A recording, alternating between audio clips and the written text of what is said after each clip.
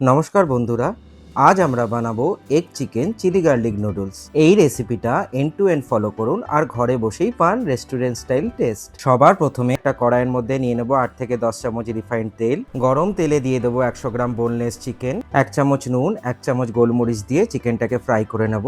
যখন golden brown হয়ে আসবে তখন চিকেনগুলোকে তুলে একটা অন্য পাত্রে সাইডে সরিয়ে রাখবো। ওই তেলের মধ্যেই দুটো ফ্যাটানো ডিমকে 1 চামচ গোলমরিচ, 1 চামচ নুন দিয়ে ভালো করে ফ্রাই করে নেব।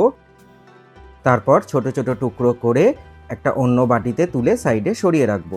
একটা কড়াইয়ের মধ্যে 8 থেকে 10 চামচ রিফাইন তেল গরম করে ওর মধ্যে দিয়ে দেবো কুচনো রসুন।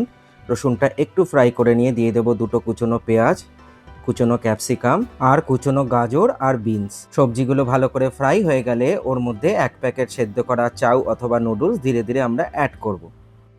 সবটাকে ভালো করে মিশিয়ে নিয়ে ওর মধ্যে আমরা দিয়ে দেবো 1 চামচ নুন, 1 চামচ গোলমরিচের গুঁড়ো, soya sauce, Schezwan sauce, red chilli sauce আর চিলি ফ্লেক দিয়ে সবটাকে ভালো করে মিশিয়ে নেব। এইবার এর মধ্যে ভাজা চিকেন আর ভাজা ডিমটাকে আমরা অ্যাড করে দেবো, দিয়ে সবটাকে ভালো করে মিশিয়ে নেব। এটাকে 2 থেকে 3 মিনিট হাই ফ্লেমে ফ্রাই করে নেব।